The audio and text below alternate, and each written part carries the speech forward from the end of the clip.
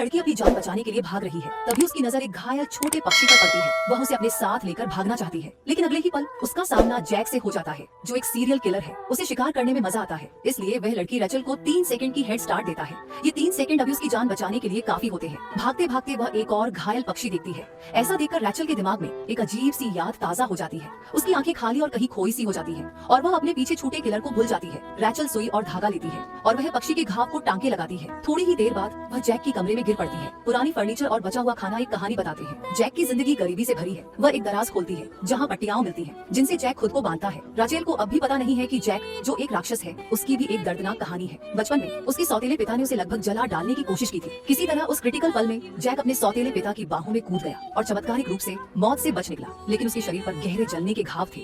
उसका पूरा शरीर बुरी तरह जख्मी था। उसे अपने आप को पट्टियों में लपेटना पड़ता था। उसकी अपनी माँ उसकी बदसूरती से डरकर उसे अनाथालय भेज दिया। वह वहाँ बेहतर जिंदगी की उम्मीद कर रहा था, लेकिन वहाँ के प्रधानाचार्य बिल्कुल बुरे निकले। उनके लिए अनाथ बच्चों की जिंदगी का कोई मोल नहीं था। बच्चों को जिंदा रहने के लिए कूड़ा करकट खिलाया जाता था। जब बच्चे बीमारी या भूख से मर जाते तो उस जोड़े को उनके शव गंदे लगते थे। वे जैक से उन्हें दफनाने को कहते थे। बस यही एक काम था जो वे उससे करवाते थे। ये शारीरिक और मानसिक यातना उसकी आत्मा को तोड़ चुकी थी। फिर एक दिन उसने एक हॉरर फिल्म देखी और उसे एक आइडिया आया। वह एक चाकू उठाया और सो रहे प्रिंसिपल को मार दिया। अनाथालय से भागते वक्त जैक अपने खून से सने चाकू को थामे हुए एक खाली कार में सो गया। सुबह होते ही किसी ने खिड़की पर दस्तक दी। जैक ने चाकू कसकर पकड़ लिया। जैक उसे मारने को तैयार था, लेकिन सामने एक दयालु अंधा बूढ़ा आदमी था। जैक ने अपना इरादा बदल लिया। बूढ़े ने मुस्कुराते हुए कहा, बेटे क्या तुम्हें भूख लगी है? और वो जैक को अपने घर ले गया। उसने बेघर जैक पर दया आ गई और उसे आश्रय दिया। जैक ने पूछा, अजनबी से आप इतने अच्छे क्यों हो? बूढ़े ने कहा, मेरे पास कुछ नहीं है, न पत्नी है न बेटा है, मैं बस बहुत अकेला हूँ। सालों बाद पहली बार जैक को ऐसा लगा कि कोई उसकी परवाह करता है। एक दिन बूढ़े आदमी ने लंबा सफर करने की बात कही और जैक से कहा कि घर पर आराम करे, लेकिन रात हो गई और बूढ़ा आदमी वापस नहीं आया। परेशान होकर जैक ने एक नोट देखा जो छोड़ा गया था। नोट में लिखा था कि बूढ़ा आदमी जैक की पसंदीदा ब्रेड खरीदने गया है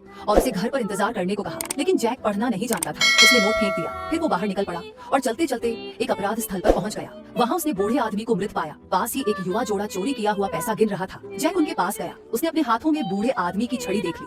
उसे पता था कि वे वही कातिल हैं। उन्हें हंसते और जश्न मनाते देख जैक ने धीरे से अपनी चाकू निकाला और उसने दोनों को मार डाला। उसने अपने जीवन में आखिरी शख्स को खो दिया जिसने उसे कभी प्यार दिखाया था। बस यही बात थी जिसने जैक का दिल पूरी तरह तोड़ दिया। राचेल की भी बचपन बहुत दुखद थी। वह एक अमीर परिवार में जन्मी थी, लेकिन उसके पिता की शराब पीने आदत और पिता के गैर मौजूदगी ने सब कुछ बर्बाद कर दिया। उसने अपने पिता तक को अपनी माँ को मारते हुए देखा था। ये सब उसके लिए एक बड़ा सदमा था, जिससे उसे गंभीर मानसिक बीमारी हो गई। आखिर में उसने खुद अपने पिता की जान ले ली। वह अपने परिवार को फिर से पूरा देखना चाहती थी, इसलिए उसने अपने माता पिता के शरीर को सिलकर जोड़ दिया। वह चाहती थी कि उसका कुत्ता हमेशा उसके साथ रहे, इसलिए उसने उसे एक नरम खिलौने में सिल दिया। अब ये दोनों टूटे हुए लोग इस खतरनाक इमारत में फंसे हुए हैं। कहीं न कहीं शायद वे एक दूसरे को बचा भी सकते हैं। अगर तुम उनकी जगह होते तो क्या तुम्हारा दिल और दिमाग कभी ठीक रह पाता?